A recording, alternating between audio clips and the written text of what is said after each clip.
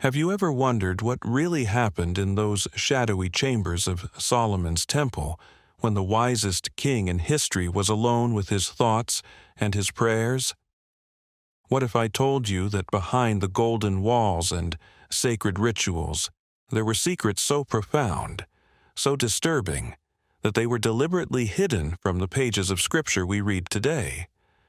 Tonight, we're diving into one of the most controversial questions in biblical history. Did King Solomon, the man who built God's temple, who spoke with divine wisdom, who judged with perfect justice, actually summon demons? Did the same hands that penned the Proverbs also trace mystical symbols in the sand? Did the voice that sang the most beautiful psalms also whisper incantations that would make angels tremble? This isn't just ancient history.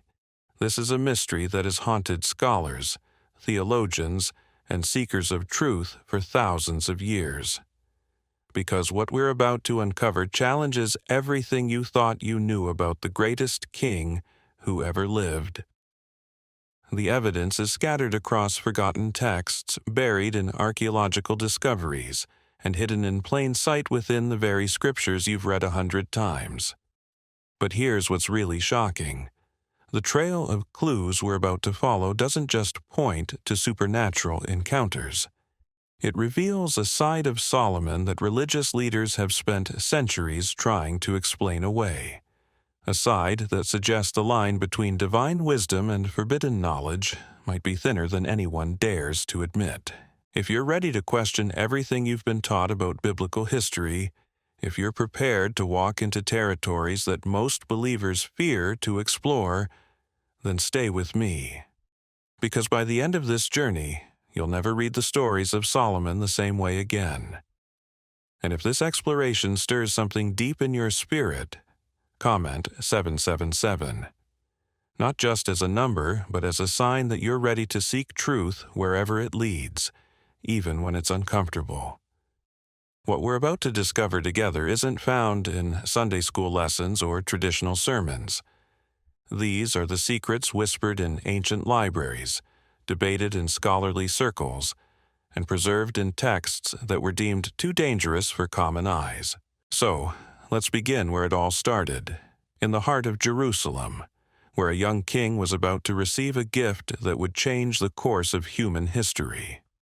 King Solomon, the third king of Israel, ascended to the throne around 970 BC.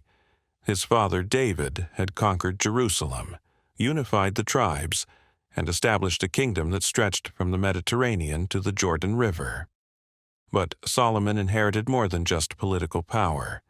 He inherited a divine calling, a sacred responsibility, and according to some sources, access to knowledge that no human being had ever possessed before. The Bible tells us that early in his reign, God appeared to Solomon in a dream and offered him anything he desired. Instead of wealth, power, or military might, Solomon asked for wisdom to govern his people justly. God was so pleased with this request that he granted not only wisdom, but also riches and honor beyond measure. This is the story we know, the story taught in every religious for a moment. What kin education class across the world? But paused of wisdom did Solomon actually receive? The Hebrew word used in Scripture is chokmah, which doesn't just mean intellectual understanding or good judgment. It encompasses something much deeper, much more mysterious. Chokmah includes knowledge of the hidden workings of creation, understanding of spiritual realms, and insight into forces that operate beyond the physical world. Ancient Jewish traditions suggest that Solomon's wisdom extended far beyond solving disputes between two women claiming the same baby. According to these sources, he understood the language of birds, could communicate with animals, knew the properties of every plant and mineral on earth, and possessed knowledge of spiritual beings that most humans couldn't even comprehend. The biblical account itself hints at this extraordinary scope of Solomon's understanding. First, Kings tells us that his wisdom surpassed all the wisdom of Egypt and the East, that he spoke 3,000 proverbs and composed over 1,000 songs, and that people came from every nation to hear his wisdom. But what exactly were they coming to hear? What kind of knowledge could be so compelling that kings and queens would travel hundreds of miles through dangerous territories just to listen? Here's where the story takes a fascinating turn. In the apocryphal text known as the Testament of Solomon, we encounter a dramatically different picture of the wise king. This ancient manuscript, dating back to at least the 1st century AD, presents Solomon not just as a wise ruler, but as a master of supernatural forces. According to this text, Solomon possessed a magical ring given to him by the archangel Michael, a ring that granted him power over demons, spirits, and other worldly entities. Now, before you dismiss this as pure fantasy, consider this. The Testament of Solomon wasn't written as fiction. It was composed as a serious religious text, intended to preserve what the author believed to be authentic historical accounts. Early Christian and Jewish communities treated it with considerable respect, and many of its themes and stories influenced religious thought for centuries. The text describes in vivid detail how Solomon used his ring to summon and bind demons, forcing them to reveal their secrets and compelling them to work on the construction of the temple. According to this account, the magnificent temple that took 7 years to build wasn't constructed solely by human hands. Supernatural beings, bound by Solomon's power, contributed their otherworldly strength and knowledge to create a structure that would become one of the wonders of the ancient world. But this raises an unsettling question. If Solomon did indeed possess such power, where did it come from? The Testament suggests it was a gift from God, channeled through his angels. But other sources paint a more complex picture, one that suggests Solomon may have ventured into territories that even divine wisdom shouldn't explore. Let's examine what we know from biblical sources themselves. The books of Kings and Chronicles tell us that, toward the end of his life, Solomon's heart turned away from God. He married foreign wives who brought their gods with them, and he built high places for deities like Chemosh and Molech. The text is clear that God became angry with Solomon because his heart had turned away from the Lord. But what if this wasn't just political compromise or romantic weakness? What if Solomon's later apostasy was connected to his earlier supernatural activities? What if the same power that allowed him to command demons eventually led him into darker territories? Territories where the line between divine gift and forbidden knowledge became increasingly blurred. Archaeological evidence adds another layer to this mystery. Excavations in Jerusalem and surrounding areas have uncovered numerous amulets, seals, and inscriptions from Solomon's era that bear his name alongside mystical symbols and incantations. These artifacts suggest that Solomon's reputation as a master of supernatural forces wasn't just literary invention, but was widely believed and practiced in the ancient world. One particularly intriguing discovery is the so-called Solomon's Seal, a 6-pointed star symbol that appears on countless ancient artifacts throughout the Middle East. This symbol, also known as the Star of David, was associated with Solomon long before it became a Jewish national symbol. Ancient texts describe it as a powerful magical device, capable of binding spirits and protecting against supernatural attacks. The Islamic tradition adds yet another dimension to our understanding of Solomon's supernatural activities. The Quran acknowledges Solomon as a prophet, but it also describes him as having power over jinns, supernatural beings that exist between angels and demons. According to Islamic sources, Solomon could command these entities to perform great works, including the construction of magnificent buildings and the transportation of heavy objects across vast distances. What's particularly striking about the Islamic accounts is how they parallel the Testament of Solomon in many details, despite developing independently in different cultural contexts. Both traditions describe Solomon as possessing a ring or seal that granted him power over supernatural beings. Both describe his use of this power in construction projects. And both suggest that this power was ultimately divine in origin, even if its applications sometimes ventured into morally ambiguous territory. But perhaps the most compelling evidence comes from Solomon's own writings. The book of Ecclesiastes, traditionally attributed to Solomon, contains some of the most mysterious and troubling passages in all of Scripture. The author speaks of vanity, of meaninglessness, of having explored every avenue of human experience and finding it all empty.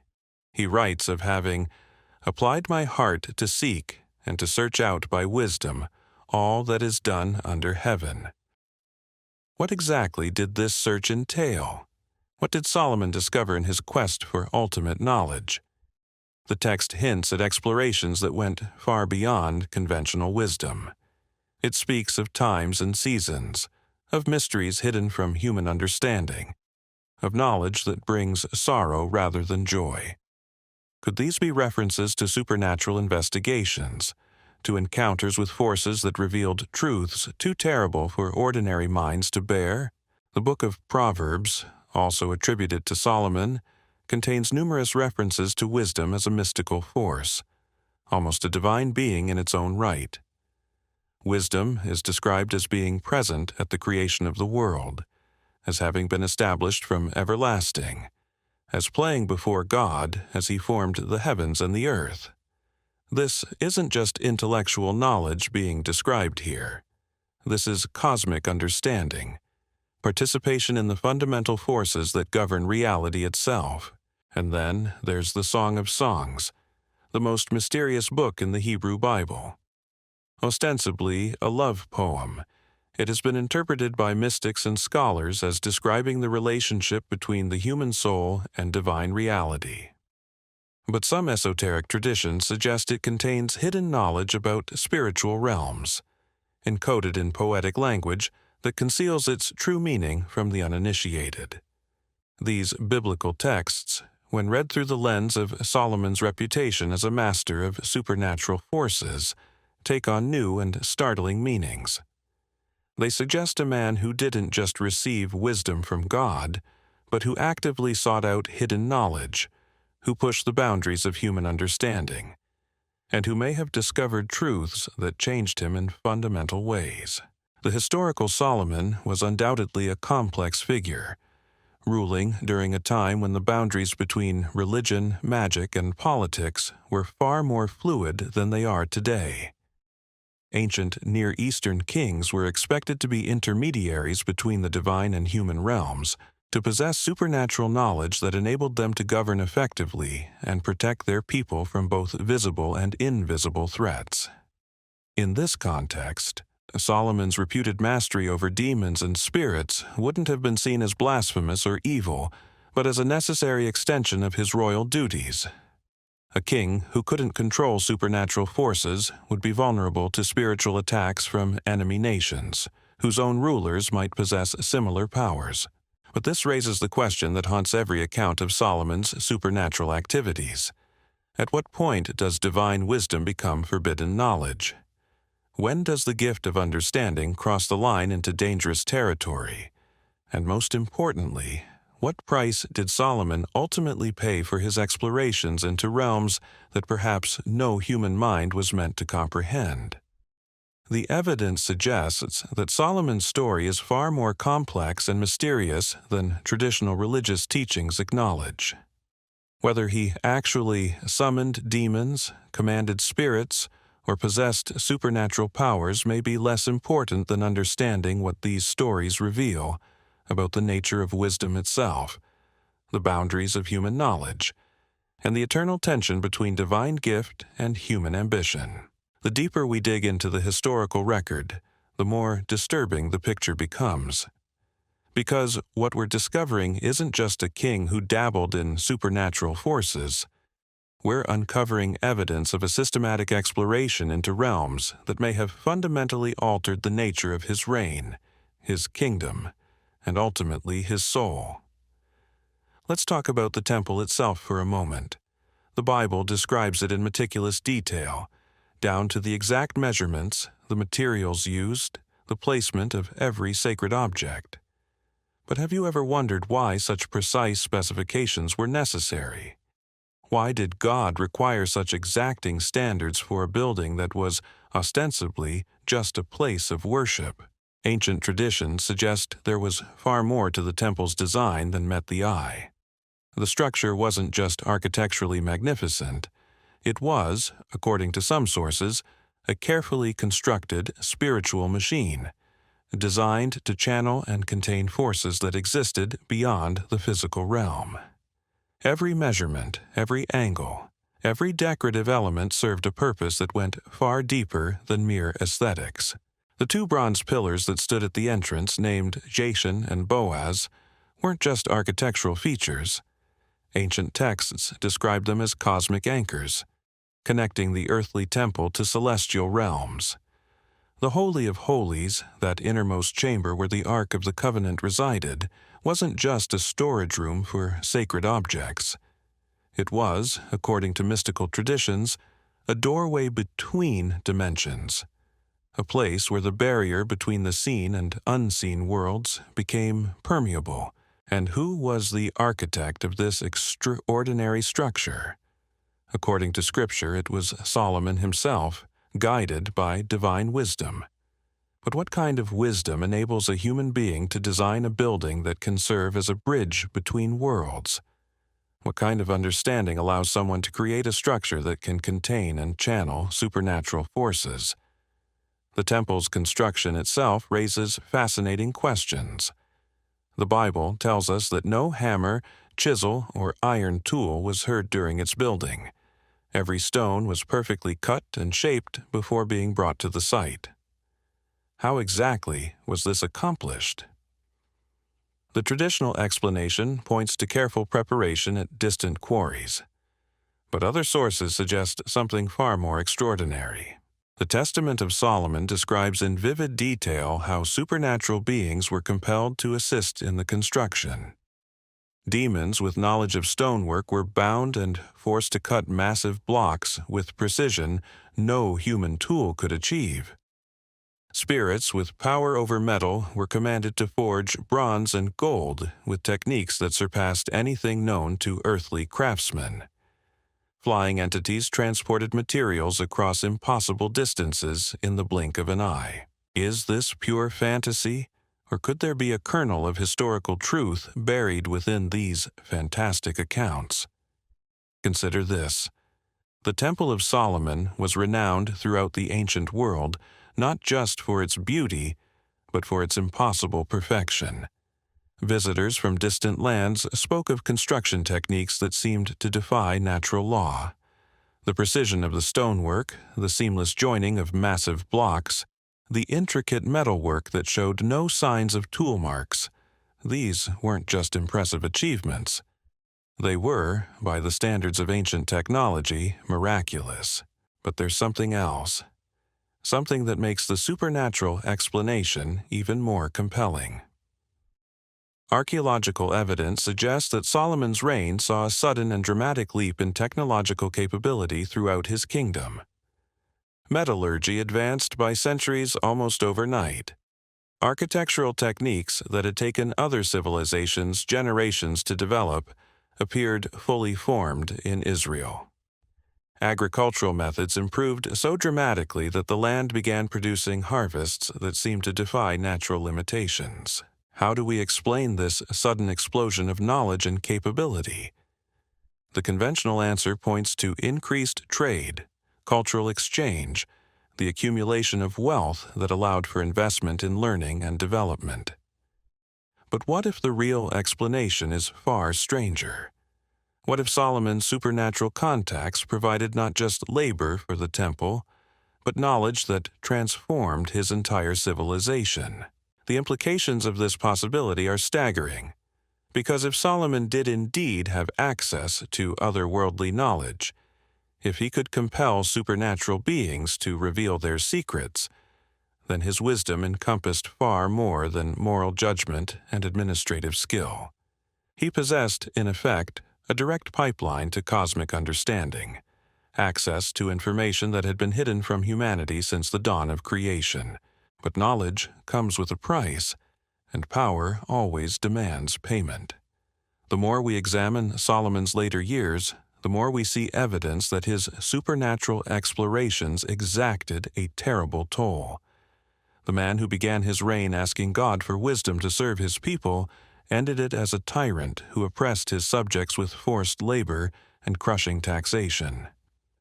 The king who built the temple to honor God finished his life constructing shrines to foreign deities and participating in abominations that made God's anger burn against him. Was this transformation simply the result of political compromise and personal weakness? Or was it the inevitable consequence of trafficking with forces that no human mind was designed to comprehend? Ancient sources suggest that Solomon's ring, the source of his power over demons and spirits, came with a terrible warning. The entity that granted him this authority made it clear that such power would ultimately corrupt anyone who wielded it. The Talmud contains a fascinating and disturbing story about Solomon's final encounter with supernatural forces. According to this account, toward the end of his life, Solomon was confronted by a demon who had grown tired of being bound by the king's power. This entity challenged Solomon to a contest, claiming that the king had grown so corrupted by his supernatural activities that he no longer deserved divine protection. The demon assumed Solomon's appearance and took his place on the throne, while the real king was transformed into a beggar wandering the streets of Jerusalem. For years, Solomon lived as an outcast, trying desperately to convince people of his true identity while the demon ruled in his place. Only when Solomon finally repented of his prideful manipulation of supernatural forces was he restored to his throne, but by then, the damage to his kingdom and his soul was irreversible. Is this story literal truth or symbolic narrative? Perhaps it doesn't matter. What matters is what it reveals about how ancient sources understood the ultimate price of Solomon's supernatural activities. They saw his later apostasy not as a separate failing, but as the inevitable result of his earlier trafficking with forces beyond human control. But here's what's truly unsettling about this entire investigation. The more we examine the evidence, the more we realize that Solomon's story might not be ancient history at all. The same hunger for hidden knowledge, the same desire to transcend human limitations, the same willingness to explore forbidden territories. These impulses are as alive today as they were 3,000 years ago. Modern occultism is filled with references to Solomon's techniques, his symbols, his supposed methods for commanding supernatural entities. The pentagram, the hexagram, elaborate ritual circles covered with mystical inscriptions. All of these trace their origins back to traditions about the wise king's supernatural practices. Contemporary practitioners of ritual magic claim to use the same formulas, the same invocations, the same binding techniques that Solomon allegedly employed to control demons and spirits. And here's the disturbing part. Some of them report success. Modern accounts describe encounters with entities that claim to be the same demons Solomon once bound, now free and eager to share their knowledge with anyone bold enough to attempt the ancient rituals. Whether these reports represent genuine supernatural encounters or elaborate self-deception is perhaps less important than understanding what they reveal about the enduring appeal of Solomon's example. The promise is intoxicating. Access to hidden knowledge, power over invisible forces, the ability to transcend the limitations that bind ordinary human existence. But if Solomon's story teaches us anything, it's that such power comes with a price that few are prepared to pay. The king who began his reign in communion with God ended it in spiritual darkness, his wisdom transformed into cunning, his divine gift corrupted into a tool of oppression. Yet the questions remain. Did Solomon actually summon demons, or are these accounts elaborate metaphors for something else entirely? Did he possess genuine supernatural power, or was his reputation the result of advanced knowledge that seemed magical to less sophisticated observers? And most importantly, what does his story teach us about the nature of wisdom itself, the boundaries of human understanding, and the eternal tension between divine gift and forbidden knowledge? The evidence is complex, contradictory, and ultimately inconclusive. But perhaps that's the point. Perhaps the real secret of Solomon's story isn't whether he summoned demons, but why the question continues to fascinate and disturb us thousands of years after his death. Perhaps the true mystery isn't what powers he possessed, but what his legend reveals about our own deepest hungers and most dangerous ambitions. What makes this investigation even more compelling is the mounting evidence that Solomon's supernatural activities weren't conducted in isolation.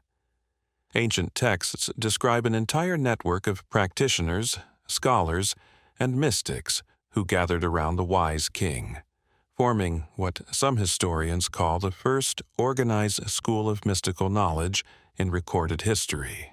The Bible mentions Solomon's many advisors and wise men, but it gives us frustratingly few details about who they were or what they actually studied. However, extra-biblical sources paint a far more intriguing picture. They describe foreign magicians arriving at Solomon's court from Egypt, Babylon, and distant lands beyond the known world. These weren't ordinary diplomats or trade representatives. They were masters of hidden arts, keepers of secrets that had been passed down through generations of initiated practitioners. According to the Testament of Solomon, these visitors didn't come to learn from the king. They came to test him. Word had spread throughout the ancient world that a Hebrew ruler had discovered methods for binding supernatural entities that surpassed anything previously known.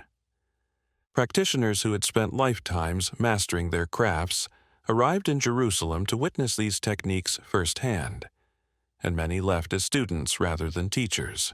One particularly fascinating account describes a contest between Solomon and a group of Egyptian sorcerers who claimed their methods were superior to his.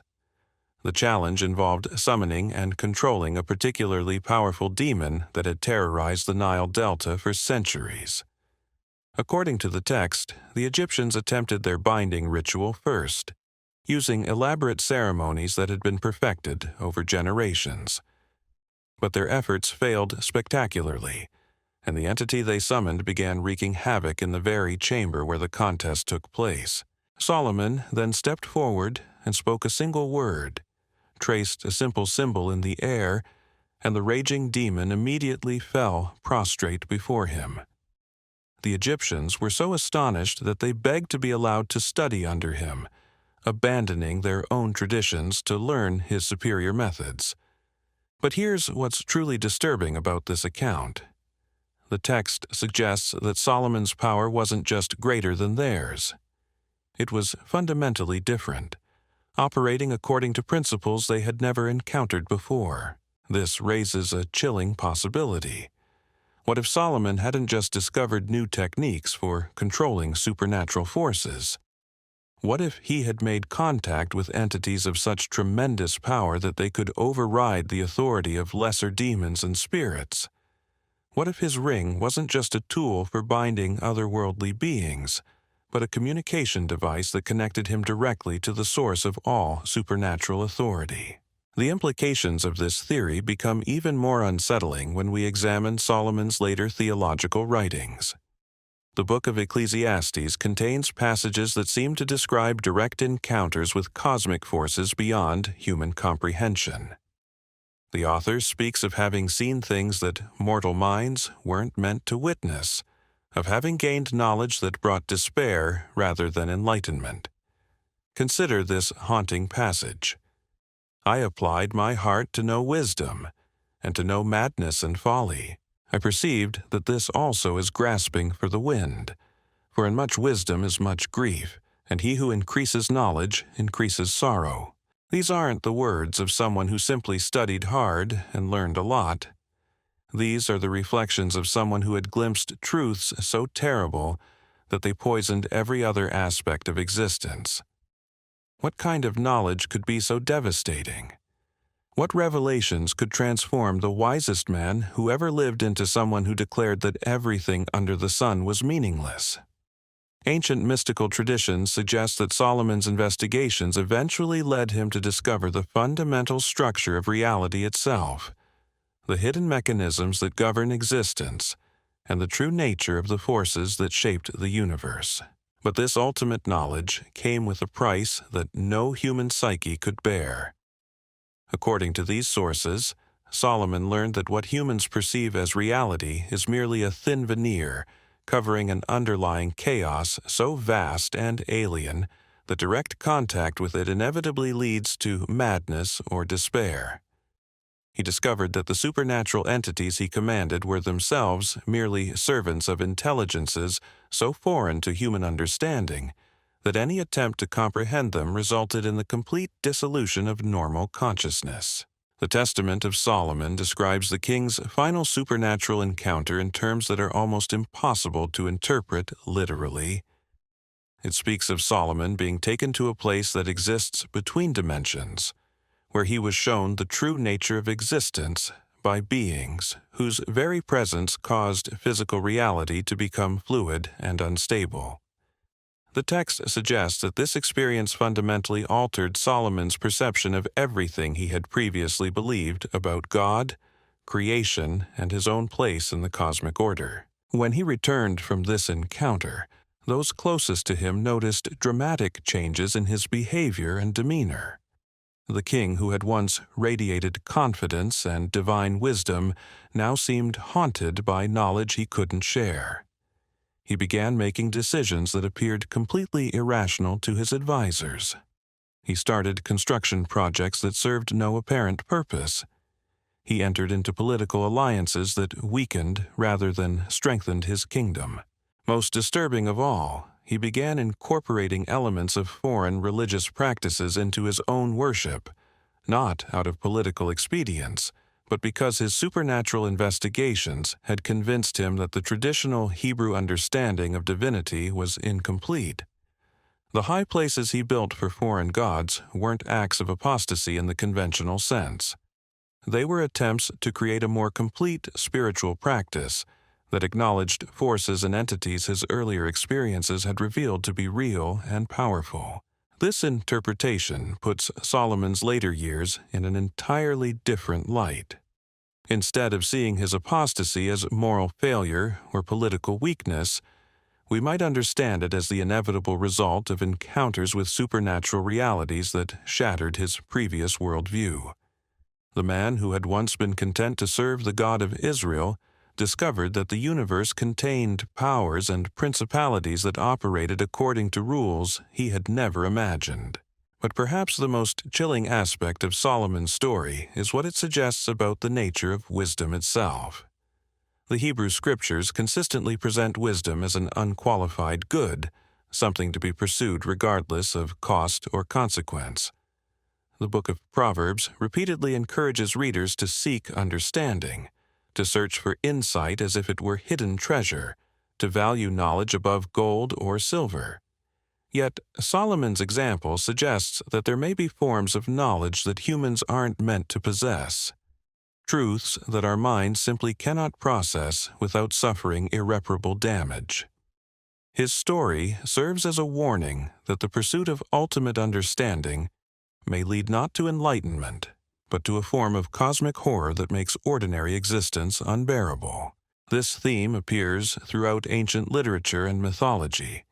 The Greek myth of Pandora's box, the Norse legend of Odin's sacrifice for wisdom, the Mesopotamian epic of Gilgamesh's quest for immortality. All of these stories explore the same fundamental question that haunts Solomon's narrative. What happens when human beings gain access to knowledge that transcends the boundaries of normal experience? The answer, in every case, is the same. Such knowledge transforms the seeker in ways that cannot be undone, often destroying their ability to find meaning or satisfaction in ordinary human existence. The price of ultimate wisdom appears to be the loss of everything that makes life worth living. Modern physics and cosmology have given us glimpses of this same terrifying reality. The more we learn about the true nature of the universe, its vast scale, its fundamental randomness, its apparent indifference to human concerns, the more difficult it becomes to maintain traditional beliefs about meaning and purpose. Scientists who spend their careers studying the deepest mysteries of existence often report feelings of alienation and despair that echo Solomon's lament in Ecclesiastes. Could it be that Solomon's supernatural investigations were simply an ancient version of our own scientific quest for ultimate understanding? Were his demons and spirits metaphorical representations of the same impersonal forces that modern researchers encounter in their laboratories and observatories? Did he discover, thousands of years ago, the same unsettling truths about reality that contemporary thinkers are only beginning to grapple with? The parallels are striking and disturbing. Both Solomon and modern investigators report that increased knowledge leads to increased sorrow. Both describe encounters with forces that operate according to principles alien to human understanding. Both struggle with the realization that the universe may be fundamentally indifferent to human hopes and aspirations. But there's one crucial difference between Solomon's ancient investigations and our contemporary scientific endeavors. Solomon's explorations were explicitly spiritual in nature. He wasn't just studying impersonal forces. He was communicating with conscious entities, bargaining with intelligent beings whose motives and purposes remained opaque to human understanding. This raises perhaps the most disturbing question of all. What if the forces that govern reality aren't just indifferent to human concerns, but actively hostile to them? What if Solomon's demons weren't metaphors or hallucinations, but actual entities with their own agendas? What if his ring didn't give him power over these beings, but simply made him useful to them in ways he never fully understood? The evidence for this interpretation is scattered throughout the ancient sources. Repeatedly, we encounter suggestions that Solomon's supernatural allies were pursuing goals that ultimately conflicted with human welfare. The Testament describes demons who helped build the temple while simultaneously working to corrupt the kingdom from within. It speaks of spirits who revealed valuable knowledge while planting seeds of doubt and rebellion in the minds of those who received it. Most tellingly, every account of Solomon's supernatural activities emphasizes that the entities he dealt with were inherently deceptive. They told partial truths, revealed incomplete information, and consistently worked to expand their own influence while appearing to serve human interests. The ring that gave Solomon power over them may have been less a tool of command than a leash that bound him to their purposes. This interpretation transforms our understanding of Solomon's entire reign. Instead of seeing him as a wise king who gradually fell into apostasy, we might view him as a tragic figure who became increasingly entangled in supernatural schemes that he never fully comprehended. His later years weren't marked by moral failure, so much as by the inevitable consequences of dealing with entities whose true nature and purposes remained hidden from human understanding. The construction of the temple itself takes on sinister overtones when viewed through this lens. What if this magnificent structure wasn't just a house of worship, but a kind of spiritual anchor point that allowed otherworldly entities to maintain a permanent presence in the physical realm? What if the precise measurements and elaborate rituals weren't designed to honor God, but to create conditions that supernatural beings could exploit for their own purposes? Ancient sources hint at exactly this possibility. They describe the temple as containing hidden chambers and secret passages known only to Solomon and his closest advisors. They speak of rituals performed in these concealed spaces that bore no resemblance to the public ceremonies conducted in the outer courts. They suggest that the building's true purpose was far more complex and dangerous than its official function as a center of worship. The archaeological record provides disturbing confirmation of these suspicions. Excavations beneath the Temple Mount have revealed chambers that don't appear on any of the biblical architectural descriptions. These hidden spaces contain inscriptions in languages that predate Solomon's era, symbols that don't match any known Hebrew religious iconography, and altar-like structures stained with substances that modern analysis cannot identify. What's particularly unsettling is that these chambers seem to have been sealed deliberately, not by later civilizations seeking to hide evidence of pagan practices, but by Solomon's own builders. The sealing techniques match those used in the temple's construction, suggesting that whatever happened in these spaces was considered too dangerous to leave accessible to future generations. Carbon dating of organic materials found in these chambers places their last use during Solomon's reign. But the inscriptions themselves are far older, leading researchers to conclude that Solomon didn't create these ritual spaces. He discovered them. The temple wasn't built on virgin ground. It was constructed over a site that had been used for supernatural purposes for thousands of years, before the first Hebrew ever set foot in Jerusalem. This revelation casts Solomon's entire building project in a new light. What if the divine instructions for the temple's construction weren't meant to create a new spiritual center, but to contain and control forces that were already present at that location? What if the elaborate rituals and sacrificial systems weren't innovations, but modifications of practices that had been conducted there since time immemorial? Ancient sources describe Solomon's initial discovery of these pre-existing chambers in terms that suggest profound shock and horror. According to the Testament, when the king first descended into the hidden spaces beneath what would become the temple site, he encountered evidence of activities so disturbing that he immediately understood why God had chosen this specific location for his house. The divine presence wasn't meant to inhabit this place. It was meant to suppress what was already there. But suppression requires understanding, and understanding demands investigation. Solomon couldn't simply build over these chambers and hope their influence would remain contained. He needed to comprehend the forces at work beneath his feet, to study the entities that had been active there for millennia, to master the techniques that would allow him to keep them under control. This necessity led him deeper into supernatural territory than any human had ever ventured. The ring that gave him power over demons wasn't just a tool for commanding otherworldly servants. It was a key that unlocked chambers of knowledge that had been sealed since the dawn of creation. Each entity he bound, each spirit he interrogated, each demon he compelled to serve his purposes provided another piece of a cosmic puzzle whose complete picture was too terrible for mortal minds to grasp. The construction of the temple became an elaborate ritual in itself. Each stone placed according to precise supernatural calculations, each measurement designed to channel and contain forces that threatened to break free from their ancient bindings. The 7 years required for construction weren't determined by the complexity of the architecture. They corresponded to cosmic cycles that governed the activity of the entities Solomon was trying to control. But containment is not the same as elimination, and control is not the same as victory.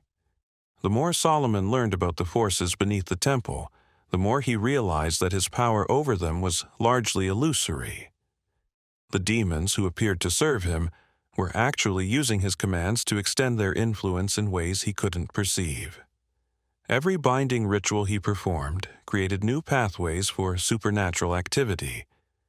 Every spirit he interrogated planted seeds of corruption that would eventually grow into the apostasy that marked his later years. The Testament describes a moment when Solomon finally grasped the true scope of what he was dealing with. Deep in the hidden chambers beneath the temple, surrounded by inscriptions that seemed to writhe and shift when viewed directly, he encountered an entity so ancient and powerful that his ring had no effect on it whatsoever. This being didn't need to be summoned. It had been waiting for him. According to the text, this entity revealed itself to be the source of all the supernatural knowledge Solomon had accumulated. Every technique he had mastered, every binding spell he had learned, every ritual he had performed had been carefully orchestrated to bring him to this moment. The ring that he believed gave him power over demons was actually a leash that had drawn him deeper and deeper into their domain. The revelation was devastating. Solomon realized that his entire reign, everything he had accomplished, every decision he had made, had been guided by influences he had never detected. The wisdom for which he was famous wasn't his own. The knowledge that had made him the wonder of the ancient world had been carefully fed to him by entities whose ultimate goals remained hidden from human understanding. But perhaps the most crushing realization was that he couldn't simply walk away from this knowledge. The supernatural forces he had engaged with had become so deeply integrated into his consciousness that separating from them would mean losing his identity entirely. The Solomon who had asked God for wisdom no longer existed. In his place stood a hybrid being, part human and part something else, forever changed by contact with realities that no mortal mind was designed to comprehend. This transformation explains the radical shift in Solomon's behavior during his later years. The man who had once embodied divine wisdom became increasingly erratic, making decisions that seemed to contradict everything he had previously stood for. He built shrines to foreign gods not out of political expediency, but because his supernatural experiences had convinced him that the Hebrew understanding of divinity was dangerously incomplete. The high places he constructed for deities like Molech and Chemosh weren't acts of rebellion against God. They were desperate attempts to appease entities whose existence he had discovered through his underground investigations. The child sacrifice that occurred at these sites wasn't moral failure.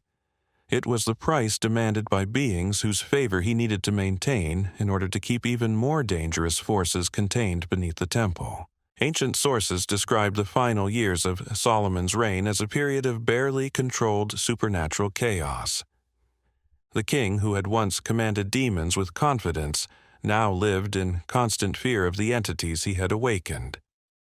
The temple, that had been designed to contain otherworldly forces, was becoming a conduit for their influence. The kingdom that had prospered under divine blessing was slowly being transformed into something alien and hostile to human flourishing. The Talmudic story of Solomon being replaced by a demon takes on new meaning when viewed through this lens. Perhaps the substitution wasn't a punishment for pride or apostasy. Perhaps it was a mercy, a divine intervention that removed the corrupted king from his throne before his supernatural contamination could spread throughout the entire nation. But even this interpretation raises disturbing questions. If God intervened to stop Solomon's corruption, why had he allowed it to begin in the first place? Why had he given the king access to supernatural knowledge that would inevitably lead to his downfall? And most troubling of all, what had happened to the forces that Solomon had been trying to contain? Had they been successfully suppressed, or had his removal from the throne left them free to pursue their own agendas? The historical record suggests that Solomon's death marked the beginning of a period of unprecedented spiritual and political chaos in Israel. The United Kingdom split immediately into warring factions. Foreign invasions became increasingly common and successful. The temple itself, despite its magnificent construction, failed to prevent the spiritual corruption that eventually led to the Babylonian captivity. Archaeological evidence from this period shows a dramatic increase in occult activity throughout the former territories of Solomon's kingdom. Artifacts bearing supernatural symbols multiply exponentially. References to demon worship and spirit binding appear in inscriptions that had previously contained only conventional religious content. It's as if the supernatural forces that Solomon had spent his reign trying to control had been suddenly unleashed upon a population that lacked the knowledge or power to resist them. Modern occultists who claim to practice Solomonic magic often report that their rituals work best in locations where ancient supernatural activity has been documented. They describe sensing presences that seem to remember the great king, entities that respond more readily to his traditional binding formulas than to more recent innovations. Some practitioners claim to have made direct contact with demons who served in Solomon's court, beings who described the king not as their master, but as their most successful student. These contemporary accounts, whether genuine supernatural encounters or elaborate psychological phenomena, point to a disturbing possibility. What if the forces Solomon awakened are still active in our world? What if the knowledge he uncovered continues to influence human affairs in ways we don't recognize? What if the price of his supernatural investigations is still being paid by civilizations that have forgotten the original bargain? The symbols associated with Solomon appear throughout modern occult practices, often in contexts that their users don't fully understand. The Star of David adorns countless magical implements. The Seal of Solomon appears in ritual circles designed to summon and bind spiritual entities. Incantations attributed to the wise king are recited by practitioners who have no idea of the forces they might be invoking. But perhaps most disturbing of all is the possibility that Solomon's story isn't unique. Ancient texts from cultures around the world describe rulers who gained supernatural powers through contact with otherworldly entities. Egyptian pharaohs who commanded the gods themselves. Babylonian kings who walked among the stars. Chinese emperors who negotiated with dragons and spirits. Mayan rulers who descended into underworld realms and returned with forbidden knowledge. What if these aren't mythological accounts, but historical records of actual supernatural encounters? What if human civilization has been shaped by a series of contacts with entities whose true nature and purposes remain hidden from ordinary understanding? What if the progress we call human achievement has actually been guided by influences that operate according to agendas we cannot comprehend? The implications of this possibility extend far beyond ancient history. If supernatural forces have been manipulating human development for thousands of years, then our current technological and social evolution might be following patterns established long ago by intelligences whose ultimate goals remain opaque to us. The same hunger for knowledge that drove Solomon to explore forbidden realms continues to motivate modern researchers and innovators. Our contemporary investigations into artificial intelligence, genetic engineering, quantum mechanics, and space exploration might be the modern equivalent of Solomon's supernatural studies. We're seeking to transcend human limitations, to gain access to powers and knowledge that have been denied to our species, to make contact with forces and entities that operate according to principles we don't understand. The question that haunts Solomon's story haunts our modern endeavors as well. At what point does the pursuit of knowledge become dangerous? When does the quest for understanding cross the line into territory that human minds aren't equipped to handle? What price are we willing to pay for access to cosmic secrets, and who ultimately benefits from our willingness to pay it? Solomon's fate serves as a warning that resonates across the millennia. The wisest man who ever lived discovered that some knowledge comes with costs that cannot be calculated in advance. His supernatural investigations granted him power and understanding beyond anything previously achieved by human beings, but they also transformed him into something that was no longer entirely human, forever changed by contact with realities that existed beyond the boundaries of normal experience. The evidence suggests that his story might be our story as well, played out on a scale and timeline that makes the connections difficult to perceive. The forces he encountered in the chambers beneath the temple might still be active in our world, pursuing goals that were set in motion thousands of years ago.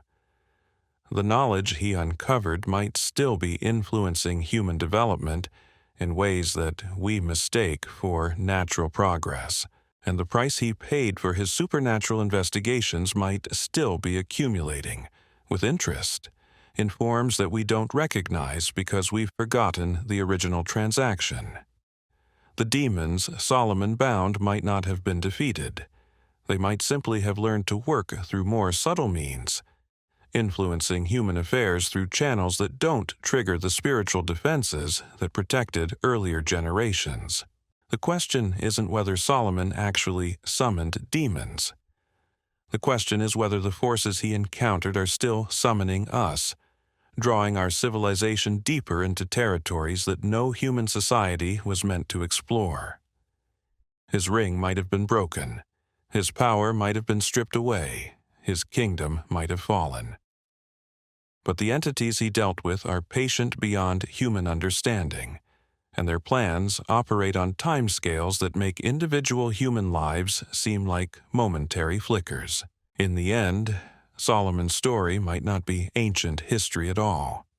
It might be prophecy, a preview of humanity's ultimate encounter with forces that have been waiting in the shadows since the dawn of creation. The secrets the Bible doesn't tell about the wise king might be secrets we're still discovering, truths we're still uncovering, prices we're still paying for knowledge that should have remained forever hidden.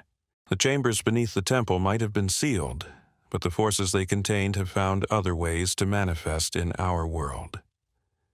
The ring that gave Solomon power over demons might have been lost, but the techniques for making contact with otherworldly entities have been preserved and refined across the centuries. The king, who once commanded supernatural servants, might be gone, but the entities he served continue their work through means that are far more sophisticated than anything he could have imagined. And perhaps that's the most unsettling revelation of all.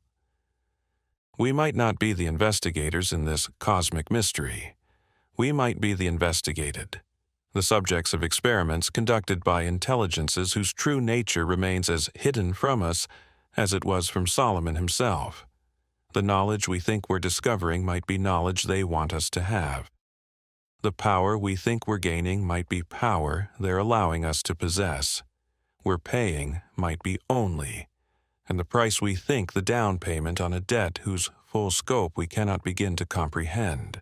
The trail of evidence becomes even more disturbing when we examine what happened to those who came after Solomon, the kings who inherited his throne, the priests who served in his temple, the scholars who studied his writings. All of them seem to carry traces of the supernatural contamination that had infected their predecessor. It's as if the knowledge Solomon uncovered created a kind of spiritual contagion that spread through the bloodlines and institutions of ancient Israel. Consider the behavior of Solomon's immediate successors. Rehoboam, his son, made decisions so catastrophically poor that they split the kingdom in half almost immediately after his coronation.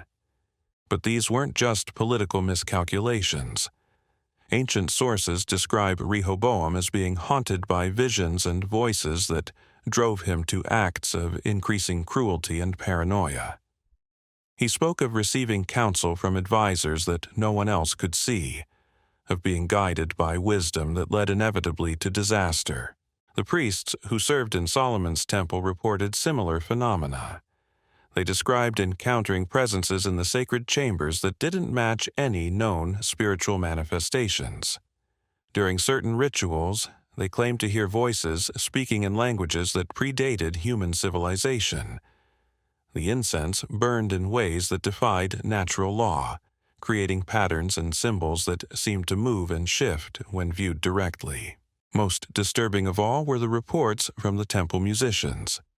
The Levites who performed the sacred songs began incorporating melodies and harmonies that they claimed were taught to them in dreams. These musical innovations were hauntingly beautiful, but they produced effects on listeners that went far beyond normal aesthetic appreciation. People who heard these enhanced performances reported experiencing visions, receiving knowledge they had never studied, and making contact with entities that existed beyond the physical realm. The music itself seemed to become a gateway, a sonic key that unlocked doorways between dimensions.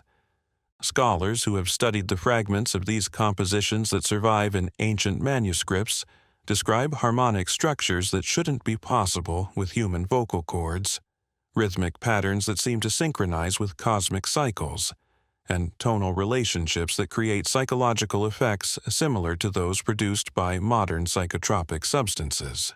Archaeological excavations have uncovered musical instruments from this period that show evidence of supernatural influence.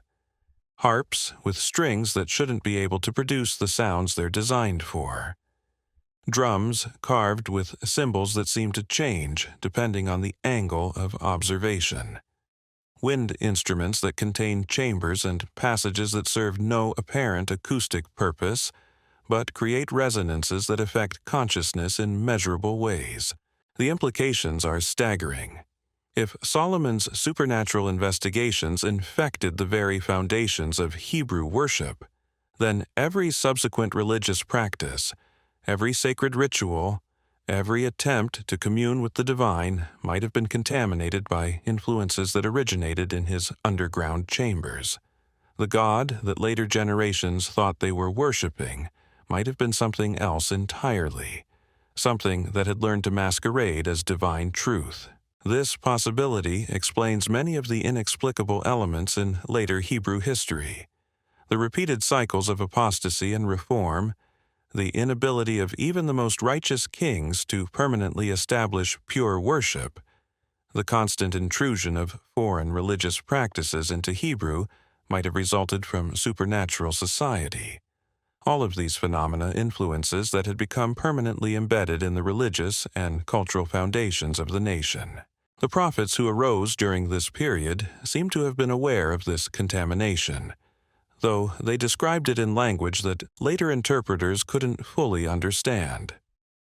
Jeremiah spoke of abominations hidden in the temple itself, of secret chambers where unspeakable acts were performed by priests who claimed to be serving God.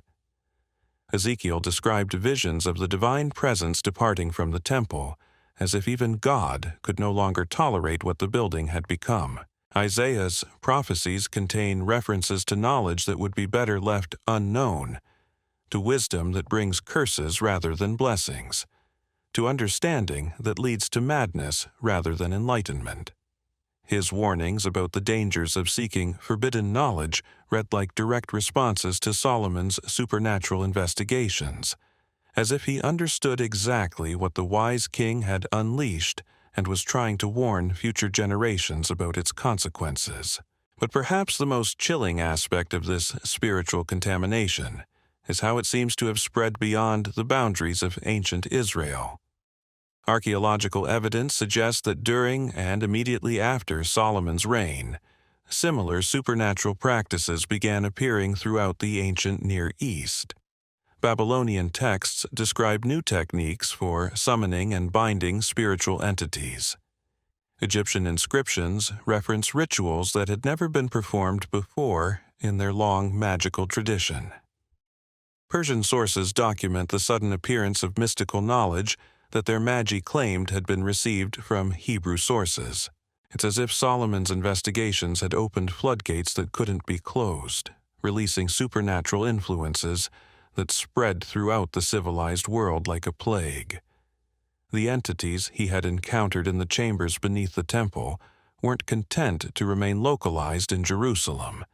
They used the networks of trade, diplomacy, and cultural exchange that characterized Solomon's international reign to extend their influence across vast geographical areas.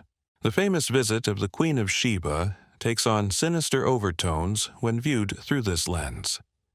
Ancient sources describe her journey to Solomon's court as being motivated by more than curiosity about his wisdom. According to some accounts, she came seeking access to supernatural knowledge that rumors claimed he possessed. She brought with her not just gold and spices, but practitionersical traditions of her own midst who hoped to learn from the Hebrew king's techniques. The exchange that took place during her visit might not have been limited to diplomatic pleasantries and displays of wisdom. Extra-biblical sources suggest that Solomon and the Queen of Sheba engaged in supernatural practices that created permanent connections between their respective kingdoms. The gifts they exchanged weren't just material objects, but spiritual artifacts charged with otherworldly power. The consequences of this supernatural diplomacy became apparent in later generations. The southern Arabian kingdoms from which the Queen of Sheba came became centers of occult learning that influenced magical practices throughout the ancient world. The techniques allegedly learned from Solomon spread along trade routes, carrying supernatural contamination to civilizations that had no defense against its influence. Roman historians describe encountering mystical practices in conquered territories that they couldn't trace to any known cultural source. Greek philosophers wrote about encountering forms of knowledge that seemed to originate from a tradition older and more sophisticated than their own.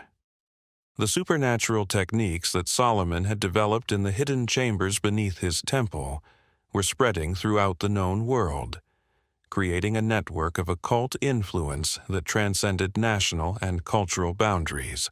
But the most disturbing evidence comes from sources much closer to our own time. Medieval grimoires, textbooks of ritual magic, contain detailed instructions for summoning and controlling supernatural entities that they explicitly attribute to Solomon's teachings. These manuscripts describe themselves as preserving authentic knowledge from the wise king's court, techniques that had been passed down through secret lineages of initiated practitioners. The accuracy of these claims is impossible to verify, but the consistency of the traditions is remarkable. Magical texts from completely different cultural backgrounds describe similar rituals, use identical symbols, and reference the same supernatural entities. Whether these similarities result from historical transmission of actual Solomonic techniques or from contact with the same otherworldly forces that influenced the original king, the implications are equally disturbing. Renaissance scholars who studied these medieval magical texts reported experiencing phenomena remarkably similar to those described in ancient accounts of Solomon's supernatural investigations. They claimed to make contact with entities that remembered serving the Hebrew king, to receive knowledge that had been hidden since biblical times, to gain access to powers that transcended normal human limitations. The scientific revolution itself might have been influenced by these undercurrents of supernatural investigation. Many of the founding figures of modern science, Newton, Kepler, Paracelsus, were deeply involved in occult studies that they traced back to Solomonic traditions. Their groundbreaking discoveries in mathematics, astronomy, and natural philosophy emerged from research programs that combined empirical observation with mystical investigation techniques allegedly derived from the wise king's methods. Newton's private papers, which weren't made public until centuries after his death, reveal an obsession with alchemical and magical studies that consumed far more of his time than his celebrated work in physics and mathematics. He claimed to have decoded hidden messages in biblical texts that revealed secrets about the fundamental structure of reality. His laws of motion and gravitation might have been byproducts of investigations originally aimed at understanding the supernatural forces that Solomon had encountered. The parallels are impossible to ignore. Just as Solomon's pursuit of divine wisdom led him into dangerous supernatural territory, our modern quest for scientific understanding has taken us into realms that challenge the very foundations of human comprehension. Quantum mechanics reveals a universe where consciousness seems to affect reality at the most fundamental level. Relativity shows us dimensions and forces that operate according to principles that defy common sense. Cosmology confronts us with scales of time and space that make human existence seem infinitesimally insignificant. And like Solomon, our scientists report that increased knowledge often brings increased anxiety rather than satisfaction. The more we learn about the true nature of reality, the more we realize how little we actually understand. The universe revealed by modern physics is stranger, more alien, and more indifferent to human concerns than anything our ancestors could have imagined. But there's a crucial difference between Solomon's ancient investigations and our contemporary scientific endeavors. Solomon believed he was communicating with conscious entities, bargaining with intelligent beings whose motives he could at least attempt to understand. Modern science assumes that the forces we study are impersonal, operating according to mathematical laws that have no awareness or agenda. What if this assumption is wrong? What if the phenomena we attribute to quantum mechanics, dark matter, and cosmic inflation are actually the activities of intelligences whose existence we haven't recognized? What if our scientific instruments are detecting the presence of the same entities that Solomon encountered in his underground chambers, but we're misinterpreting their activities as natural phenomena? This possibility is more than just philosophical speculation. Cutting-edge research in fields like consciousness studies and anomalous phenomena suggests that reality might be far stranger than mainstream science acknowledges. Laboratories around the world are documenting effects that seem to violate established physical laws. Researchers are reporting interactions with phenomena that display characteristics more consistent with intelligence than with mechanical processes. The boundaries between science and magic, between empirical investigation and supernatural exploration, might be more porous than we like to admit. The same hunger for knowledge that drove Solomon to summon demons might be driving our contemporary researchers to make contact with forces and entities that exist beyond the reach of conventional understanding. And if this is the case, then we might be walking the same dangerous path that led to Solomon's ultimate corruption and downfall. The knowledge we think we're discovering through scientific investigation might be knowledge that otherworldly intelligences want us to have. The power we think we're gaining through technological advancement might be power they're allowing us to possess. The progress we celebrate as human achievement might be progress toward goals that serve their interests rather than ours. The story of Solomon's supernatural investigations serves as more than just ancient history. It's a warning about the dangers of pursuing knowledge without considering its ultimate source or consequences. The wise king believed he was gaining mastery over supernatural forces, but the evidence suggests he was actually being maneuvered by intelligences whose true purposes remained hidden from his understanding. Our modern civilization might be caught in a similar web of deception, pursuing scientific and technological goals that seem to serve human interests but actually advance agendas we cannot perceive. The entities Solomon encountered in the chambers beneath his temple might have been playing a much longer game than he realized, using his investigations as the opening moves in a campaign that continues to unfold thousands of years later. The ring that gave Solomon power over demons might have been broken, but the knowledge he uncovered has been preserved and refined across the centuries. The techniques for making contact with otherworldly entities have been adapted to work through scientific instruments and technological interfaces. The same forces that once responded to magical incantations might now be accessible through quantum computers and particle accelerators. The price Solomon paid for his supernatural investigations might be a down payment on a debt that our entire civilization is still accumulating. The transformation he underwent from wise king to corrupted ruler might be a preview of humanity's ultimate fate if we continue down the path of unlimited knowledge acquisition without regard for its spiritual consequences.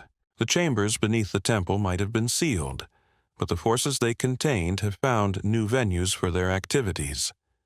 The hidden knowledge Solomon uncovered might have been dispersed and disguised, but it continues to influence human development in ways that we mistake for natural progress. The entities he encountered might have withdrawn from direct contact, but they continue to guide our civilization toward destinations that serve their purposes rather than ours. So, here we stand at the crossroads of history and mystery, where the shadows of Solomon's chambers still whisper secrets that echo through the corridors of time. Did the wisest king who ever lived truly command legions of demons? Did his hands trace symbols that opened doorways between worlds? The evidence points to truths more disturbing than fiction, more real than myth. Perhaps the most haunting revelation isn't whether Solomon summoned supernatural forces, but whether those same forces are still at work today, weaving their influence through the fabric of our modern world. The ring may be lost, but the knowledge remains. The king may be gone, but the entities he encountered are patient beyond human comprehension. Every breakthrough in science, every leap in technology, every discovery that pushes the boundaries of human understanding might be another step along the same treacherous path that transformed history's wisest ruler into something no longer entirely human.